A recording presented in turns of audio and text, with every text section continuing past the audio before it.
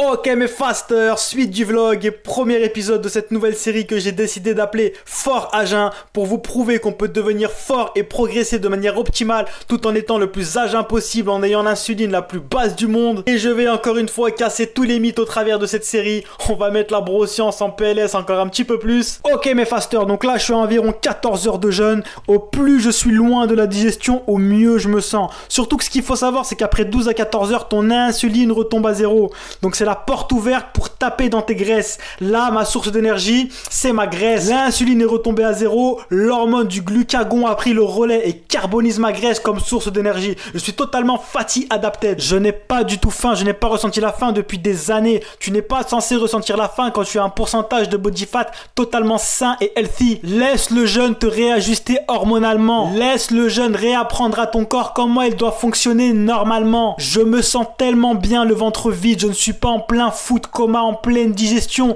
Mon sang est disponible pour mes muscles. Bref, je te renvoie à toutes mes vidéos que j'ai faites sur l'entraînement à jeun.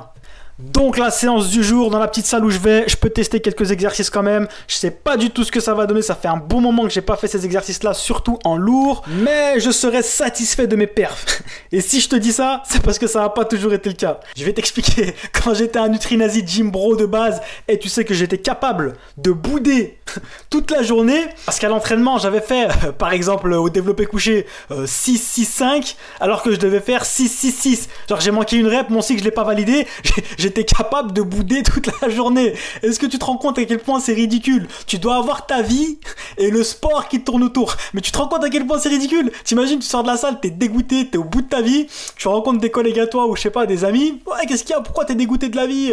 Ouais, bah j'ai perdu un proche, j'ai perdu un ami, j'ai une maladie grave. Ouais, ok, toi, qu'est-ce que t'as? Pourquoi t'es dégoûté de la vie comme ça? On dirait t'as envie de tuer tout le monde.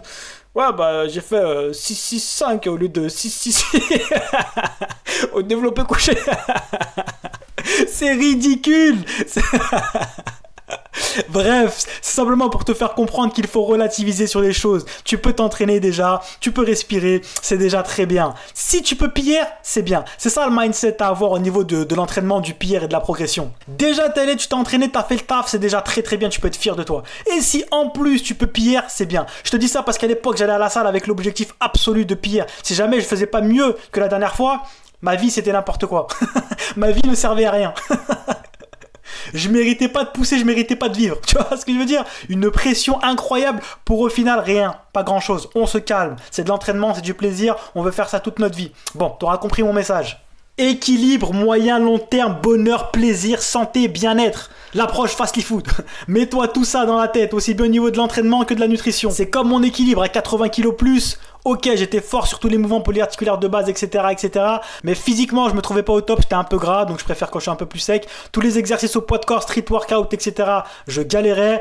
Donc c'est là qu'apparaît mon équilibre. Quand je suis dans les 73, 74, 75 kilos, c'est mon équilibre. Physiquement, je me plais à l'année, je suis assez sec, assez propre. Performance, que ce soit au street workout ou alors sur les exercices polyarticulaires de base, de fonte, ça va aussi. C'est mon équilibre, c'est très très bien. Mais là, on va aller chercher les gros pilleurs.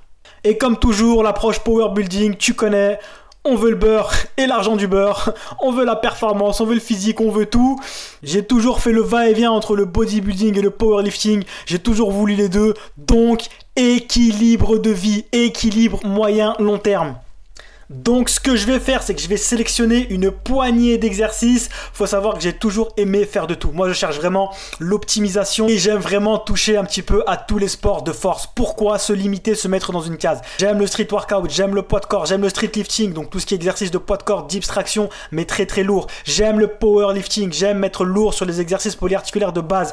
Pourquoi s'enfermer dans des cases? Donc je vais sélectionner une poignée d'exercices qui touchent un petit peu à tous ces sports-là. On va prendre les performances de départ et on va suivre la progression d'épisode en épisode et je suis super excité de vous faire cette série parce que c'est vraiment ce que j'aime. La progression, la performance, le programming, c'est ma passion et c'est ce que j'aime le plus faire avec mes élèves. Je sais faire de la perte de poids pur, je sais faire de la prise de poids pur, mais créer des machines de guerre et gérer des progressions, des cycles de progression moyen long terme, c'est de la Formule 1. Comme je dis toujours, c'est de la Formule 1. Faut gérer, faut faire par bloc, faut valider des cycles, faut gérer au jour le jour. C'est vraiment le top. C'est vraiment ce qu'il y a de plus stimulant, ce que j'aime trop faire. Et pour ma propre progression personnelle, je vais sûrement faire par bloc parce qu'effectivement, tu te doutes bien qu'il est impossible de progresser sur absolument tous les mouvements du monde en même temps.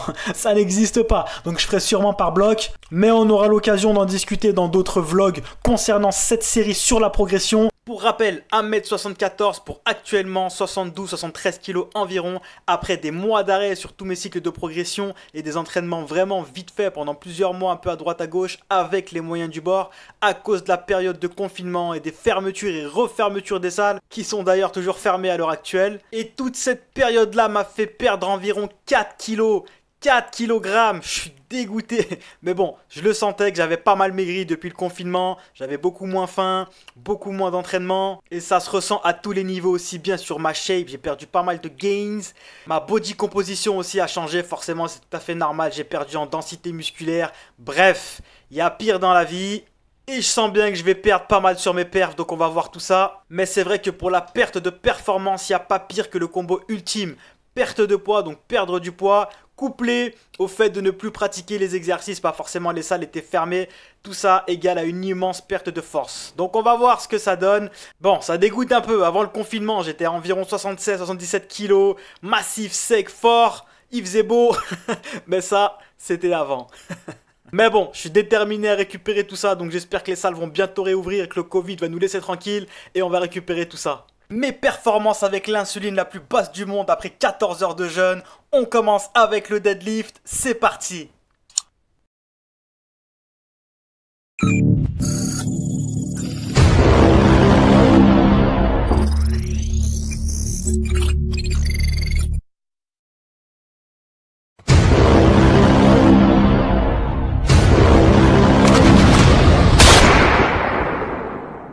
Alors le deadlift c'est parti, j'ai fait mon échauffement, j'ai fait mes levées de barre, on va voir ce que ça donne. Par contre le praticable est super difficile, je m'explique. Le matériel disponible est loin d'être ce qu'il y a de plus efficient. La barre est rigide comme pas possible, faut savoir que sur les soulevés de terre, les meilleures barres c'est les barres un petit peu souples qui t'accompagnent sur le mouvement, surtout au démarrage du mouvement. Là la barre est extrêmement rigide et en plus de ça, le praticable c'est de la mousse. C'est-à-dire que la barre s'enfonce un petit peu dans la mousse, donc c'est super compliqué. La barre elle est clouée au sol, donc je dois t'avouer que la plateforme de deadlift que j'ai à Basifit me manque comme pas possible. Mais bon, on va faire avec, c'est un peu compliqué de façon de matériel, c'est super compliqué. Dès que tu changes de matériel, tu le sens tout de suite. Le but pour traquer sa progression de manière optimale, c'est d'avoir les mêmes paramètres à chaque fois. Si tu changes d'environnement et de matériel à chaque fois, ça biaise un petit peu la progression. Là, rien que sur mes levées de barre lors de l'échauffement, je sentais la barre qui était clouée au sol. Mais au-delà de la perf, quel bonheur de pouvoir refaire du deadlift, du soulevé de terre. La sensation d'un soulevé de terre, elle est inimitable. Donc j'ai commencé à 60 et j'ai rajouté plaquette par plaquette petit à petit pour voir ce que ça donnait, pour m'échauffer un petit peu. Aussi bien psychologiquement au niveau de la setup que physiquement. 190, on va voir ce que ça donne.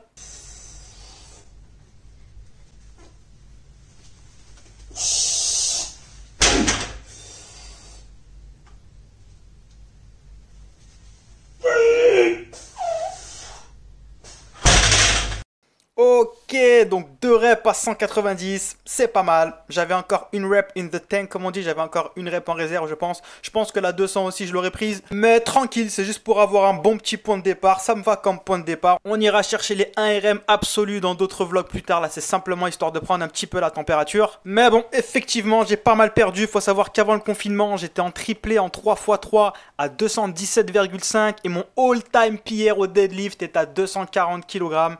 Avec ma morpho de T-Rex, donc très désavantagé sur les flexions de la hanche, sur tout ce qui est deadlift, j'ai des bras assez courts, je suis fait pour le squat et le bench. Donc on va prendre les 2 reps à 190 kg comme point de départ, et l'objectif, le goal de cette année, ça va être d'aller chercher les 250-260 au soulevé de terre en 1 RM, et de dépasser mon all-time PR et de tirer la plus grosse barre que j'ai jamais tirée de toute ma vie.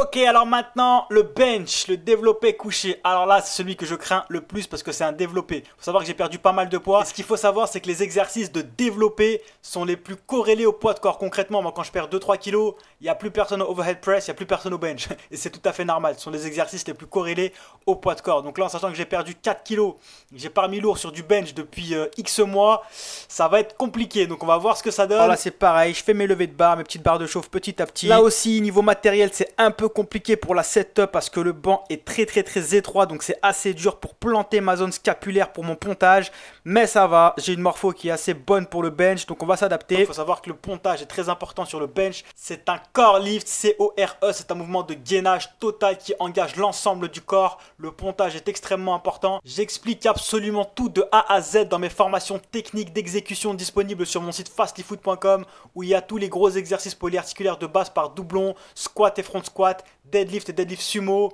bench, halter et barre, et overhead press et développé militaire en doublon. Je fais des analyses morpho-anatomiques, je te donne tous les points pour pouvoir adapter ces mouvements-là à ta morphologie, à toi, en respectant les grosses règles de base de sécurité sur chaque mouvement et en te donnant toutes les clés pour être le plus performant sur tous les mouvements, développé couché, squat, soulevé de terre, etc., etc. Faut savoir que le bench, le développé couché, je le travaille à la claque, c'est-à-dire avec une pause sur les pectoraux, donc comme en compétition de powerlifting. Et c'est beaucoup plus dur qu'en touch and go parce qu'on ne profite pas du rebond, du stretch reflex, de l'élasticité musculaire. Le pause rep, donc faire mes répétitions en posé, pour moi c'est la mort. C'est beaucoup plus dur que le touch and go parce que je suis très nerveux, parce que je suis bourré de fibres de type explosif et que j'ai envie d'exploser, et que de faire une pause sur les pectoraux, ça me coupe tout. Donc c'est super dur, mais c'est pour ça que je le fais. Et puis comme ça, si à un moment donné dans ma vie j'ai envie de faire de la compétition de power, et ben au moins j'aurai déjà l'habitude.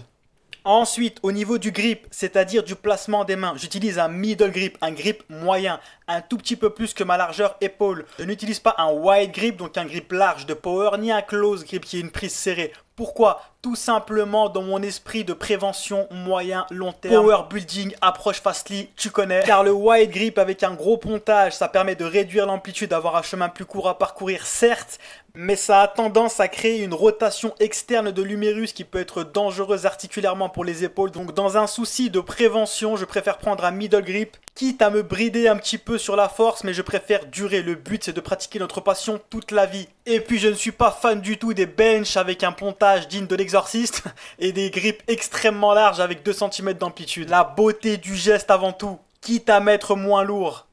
Le but est de pratiquer notre passion intelligemment pour pouvoir le faire le plus longtemps possible, toute notre vie si possible. C'est comme quand je teste mes 1RM, mes max, ce n'est jamais mes vrais max à 100%. Je travaille toujours entre 90 et 95% de ma 1RM pour me laisser une certaine marge pour avoir une technique d'exécution parfaite. Et il y a une grande règle dans le power qui est Build strength, don't test it, qui veut dire on construit sa force, on ne la teste pas. Même les power testent leur max quand ils sont en compétition.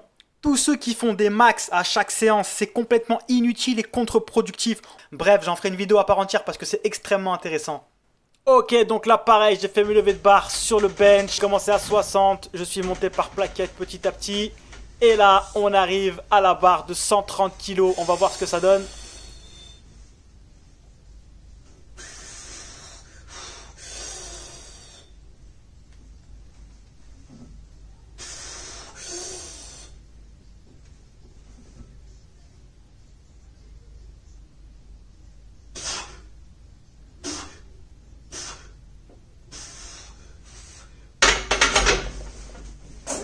Ouh là là là là là là, j'ai laissé 5 ans d'espérance de vie sur la deuxième rep. J'ai poussé avec mon âme. Un grinder de la muerte de la muerte. Un grinder, c'est quand la répétition, elle monte tout doucement. Là, je suis à RPI 750 sur 10. La RPI, c'est l'échelle d'effort. 10 sur 10, ça veut dire tu peux pas faire une rep de plus. 1 sur 10, ça veut dire c'est très facile. Là, j'étais à 750 sur 10, tu vois. Ce qui s'est passé, c'est que sur la deuxième rep, j'ai dévié d'1 centimètre de mon axe optimal et ça se ressent directement. J'ai galéré, mais c'est passé. 2 reps à 130 kg à la claque. Bon bah franchement, ça va. Je m'attendais à vraiment pire, même si bon là aussi j'ai pas mal perdu. Avant le confinement, j'étais à 142,5 en triplé sur mes cycles au bench à la claque et mon all-time PR en touch and go, donc sans pause, est à 152,5 kg. Donc l'objectif, ça va être dans un premier temps d'égaler puis de dépasser mon all-time PR et mes anciens cycles. C'est parti. Ok mes fasters, donc c'est tout ce que j'ai pu tester comme exercice polyarticulaire de base sur cette séance là, dans cette salle, c'est tout ce qu'il y avait de disponible. Donc je vais continuer avec mes 2 plus grosses performances sur les 2 plus gros exercices, du kickback et du curl biceps en contraction volontaire. Non, je rigole. Ce que je vais faire, c'est que je vais vous mettre les dernières performances en date des autres exercices que j'ai sélectionnés. On continue les performances avec l'insuline la plus basse du monde à plus de 14 heures de jeûne, c'est parti. Squat. Oh là là là là, si vous saviez à quel point la flexion de genou me manque, je rêve le jour et la nuit d'une cage à squat. Ça fait tellement longtemps. Ma chaîne postérieure avec le deadlift ça va, mais mes quadriceps, rest in peace, ils sont en PLS total, faut vite que les salles réouvrent. Heureusement que les jambes c'est mon point fort absolu. Alors ce footage date d'avant la fermeture, entre le confinement et la refermeture, j'avais repris en posé à 140 kg en 3x5. RPI 8 environ avec un petit peu de marge, c'était pour bien reprendre. En sachant qu'avant confinement, j'étais en posé en triplé à 162,5 et en touch and go, donc sans poser, à 172,5 et que mon all-time PR 1RM est à 192,5, donc gros point fort pour moi pour le squat, dû à mes fémurs moyen courts. Donc l'objectif va être de récupérer mes perfs en espérant que les salles réouvrent un jour.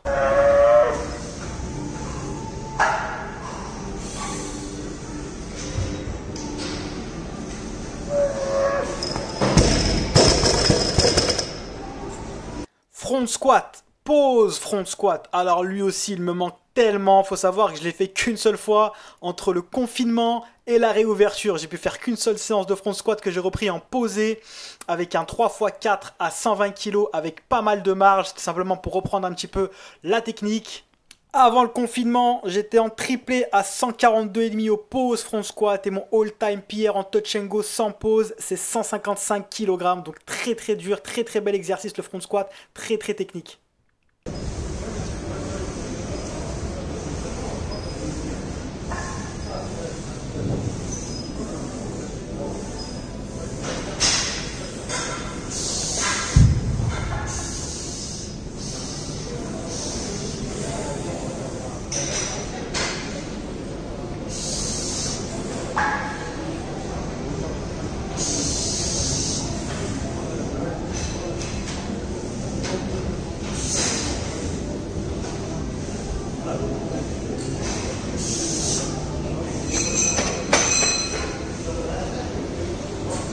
Ensuite, overhead press, beaucoup trop sous-estimé mes fasters, c'est la base de la base, exercice extrêmement brutal de force pure. Tout le monde se jette sur le développé couché, tout le monde se jette sur les pushs horizontaux, sur les développés horizontaux. Tout le monde oublie les développés verticaux, extrêmement important. Toute la partie claviculaire, extrêmement important. À mes yeux, le overhead press est encore plus important que le développé couché. Les épaules, c'est la structure. Ce qui te rend balèze, c'est pas tes pecs et tes biceps, c'est toute ta partie claviculaire, scapulaire, cou, trapèze, épaule, haut de pec, donc toute la partie claviculaire, toute la partie scapulaire. C'est ça les vrais muscles de la puissance et toute la chaîne postérieure. Et je rajouterai même les avant-bras qui sont encore plus importants que les biceps.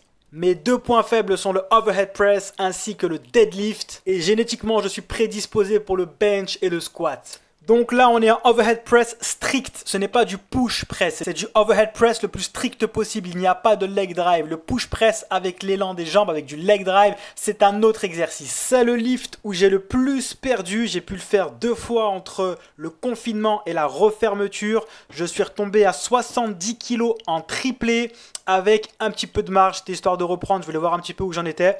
En sachant qu'avant le confinement, j'étais en triplé à 77,5. Et oui, sur un overhead press 7,5 kg, ça peut paraître pas beaucoup, mais c'est énorme, c'est un monde sur un développé vertical. Je peux vous garantir que sur un overhead press, la progression, elle est millimétrée. Et mon all-time PR était à 85 kg, une rep. Et en utilisant légèrement de leg drive, c'était pas la rep la plus stricte que j'ai faite. Mais bon, je la compte quand même comme all-time PR. Donc pareil, même objectif que sur tous les lifts, on va essayer de récupérer tout ça en espérant que les salles réouvrent un jour.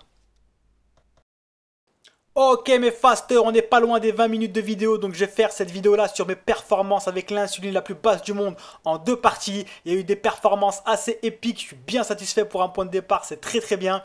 Restez branchés pour la deuxième partie qui arrive très vite avec la suite de mes performances les plus épiques sur plein d'exercices hyper intéressants. J'oublie toujours de vous le dire, mais abonnez-vous à la chaîne YouTube, activez la cloche pour ne rien louper, mettez des likes, partagez mon travail, je travaille très dur pour vous fournir du contenu de qualité et ajoutez-moi Suivez-moi sur tous les réseaux, Instagram, je l'ai depuis très longtemps, mais je viens tout juste d'arriver sur Facebook, Snapchat, Twitter, avec le même nom de partout, Fastly Food. Ajoutez-moi de partout mes fasters. Je suis déterminé et motivé à vous produire toujours plus de contenu de qualité. Restez branchés, la partie 2 arrive très vite. Et d'ici là, je vous dis à la prochaine vidéo.